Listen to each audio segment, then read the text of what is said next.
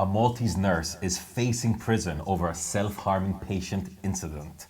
Bernard Grech says Jason Azzopardi never raised allegations with him, and 4 kilograms of cannabis worth over €100,000 have been found in Della Mara. All this and more on Lovin Daily.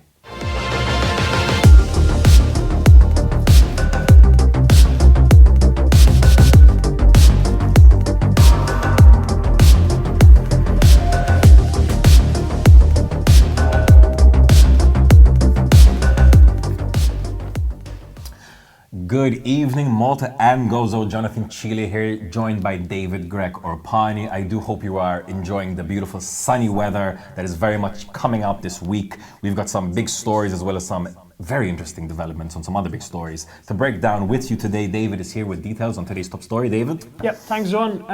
A pretty serious case that's currently unfolding with the Malta Nursing Union now coming together to support a nurse who's actually facing a prison sentence over an incident of self-harm with a patient. So in a press conference earlier today, outside Mount Carmel Hospital, the nurse, Joseph Patch, was described as a hero, loved by all the staff, patients and their relatives. If you're a little bit confused, this goes actually back to 2017 when there were staff shortages. Unfortunately, this is not the first time that we've heard of staff shortages in such important institutions. And the staff shortages at this specific, the notorious mental healthcare facility led to a patient with level 1 supervision to self-harm, and in fact he was eventually found covered in blood. The situation, of course, escalated with the case ending up seeing Joseph Patch facing potentially thousands in fines and even 9 years in prison. Wow. Of course, the nursing union has demanded that the case against Patch be dropped, saying that the staff shortages are one thing and his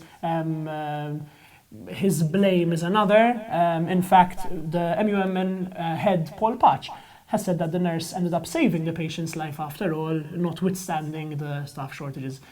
Horrific case, whichever way you look at it, whichever opinion you might have, this is definitely a reflection of a bigger problem that we might be facing. And potentially it has very far-reaching consequences. This involves a nurse today, but tomorrow it could be a doctor, next day it could be a consultant, and it could really, really keep on going. Now, the case is not over yet, so the case is going to continue. And if you saw the Lovin Malta feature that we published on Sunday when we spent the night with the Rapid Intervention Unit officers, you would know that, sometimes these decisions, just as this nurse took, are very split-second decisions. You see something in front of you have to jump into it, and next thing you know, you've got 4 or 5 years of the courts going through your split-second decision. So I do hope that the nurse, Joseph Patch, is let off on this. I do hope that the authorities realize that there was no case of misconduct or foul play here.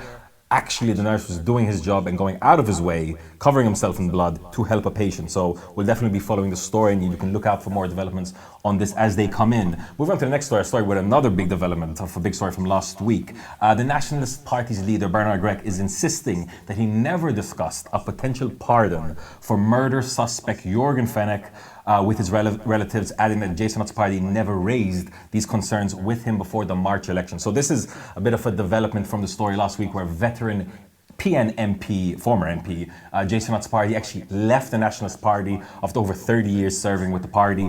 And he left with a bit of a parting shot at the leader, Bernard Grech, saying that Bernard Grech was a bit too close to certain developers in Malta. Today, Bernard Grech is saying that is not the case, saying, quote, "I have never discussed any pardon for anyone with anybody." So Bernard Grech is coming out very, very strong on this. I have a feeling we're going to be hearing more of this story over the coming days and weeks, if not months. But a bit of an interesting development to see, the leader of the party kind of putting his position forward. Yeah, I mean, look, there's going to be a couple of names and a couple of allegations that no matter what are going to keep on coming up. I mean, of course, it's not like this is the last that we've heard of Jason Azzopardi and his famous Facebook statuses and the allegations that one might make even about him. So the trolls will still come back.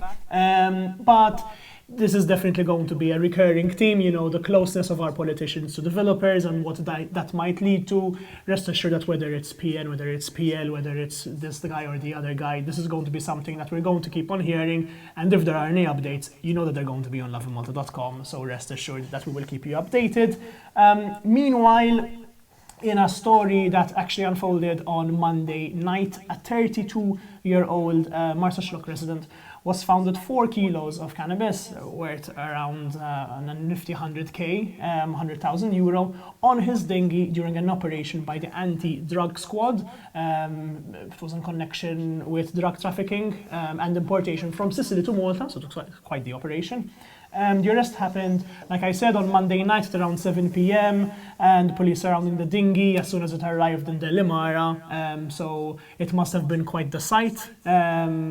Actually, funnily enough, the same place that we also had dinghies and AFM surrounding boats in Delimara. Yes. So maybe there was something for people to look out for. Very good point. If you missed this story, a couple of days ago, we had actually published a video of a Maltese father who was chilling on his boat with his family in Delimara. In fact, specifically in Hofriet Bay. And suddenly, his boat was boarded by AFM soldiers who said they were looking for something. Maybe they were looking for this 4 kilograms of cannabis. Very fair point, actually. But listen, all I can say on this, whenever I hear of big captures like this, what's going to get affected is the black market. Now, obviously, last year in December, Malta regulated, nearly legalized cannabis. However, there's still no legal avenue to buy, purchase, obtain cannabis. That's recreational, medicinal there is. So there's still a reliance on the black market, and until the Maltese government, until the Cannabis Authority of Malta sets up some social associations that are regulated, you can expect to find more and more kilos of cannabis coming into the island. Moving on to the next story, a bit of another expected story. Maltese men remain the heaviest, the most obese across 52 countries, a new World Health Organization survey has found. So 75% of Maltese men are overweight, which is a massive rate, the biggest rate across 52 countries. However, we're not the fattest country in Europe, with Turkey being named the fattest country in Europe, with a prevalence of obesity recorded at 62%. Maltese women are a little bit behind. Maltese women have about a 60% chance of being overweight, which is the second highest in the continent.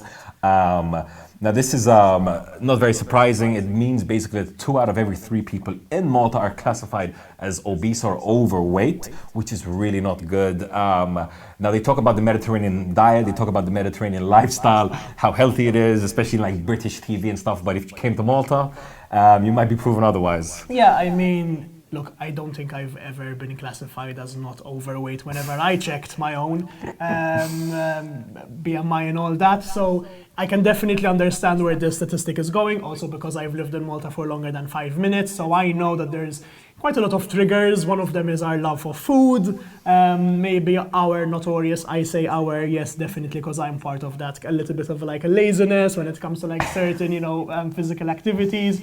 So Malta, let's get back into shape. This is one list we definitely do not want to be topping year in, year out. Whether it's Boris Johnson saying something about us or whether it's Turkish prime ministers kind of looking down on us or something. Let's just get off this list as quickly as possible, please. And yes, I am putting myself in that list because I understand quite how lazy I am. Let's start a movement for gluten-free, lactose-free, lard-free pastizzi. Exactly.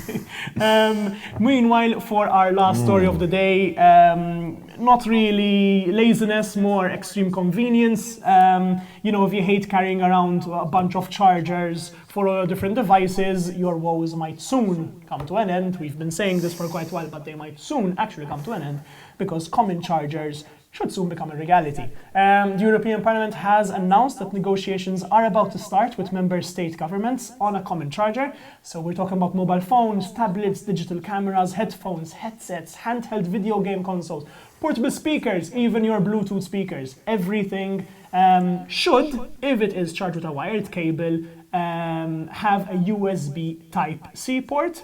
So the good one, not the one that you keep, switching on and off again. It's the easiest one, and that's regardless of manufacturer. So here's looking at you, Apple. MEPs who form a part of the Internal Market and Consumer Protection Committee have been pushing for this initiative. Most popularly, Malta's own MEP Alex Cilia has been right there from the very start, from the very get-go. He's been mentioning this for years now, so we're very happy, to have a Maltese person push something that is going to be so influential, so big, iPhones are about to change forever, basically, and one Maltese person has had a big say in that. Cilia has also said that larger devices like laptops will need to comply with these rules. Now that's a bit funny because MacBooks are, to my knowledge, the only device, the new ones that actually have USB-C, so then, your Windows and your HP will have to switch back. This is obviously a bid to reduce e-waste, but of course, we will just see it mostly as an extremely convenient thing. No, this is something I definitely am in support of. Every time I go to my friend's house, it's always a bit of a hunt. Do you have this cable? Do you have this charger? What phone do you have? Hopefully we can get over it. What's interesting is that Maltese MEP Alex Cilia, just last week he had fighting words with billionaire Elon Musk. Now he looks like he's taking on Apple as well. So very interesting to see that a Maltese person is very much at the forefront of this change. And this is definitely something that I support. I think a lot of people support, especially as an iPhone user. Super convenient when you're surrounded by Android users or you go to an Android household. One Android household that has no iPhone cable. So we'll definitely be looking out for this. I don't think this is going to happen overnight. Major change, but hopefully it does happen, and it's good to see that Malta is having an international impact on this topic. I think that brings us to the end of today's episode of Lovin Daily. From myself and David, as always, have an evening full of lovin'.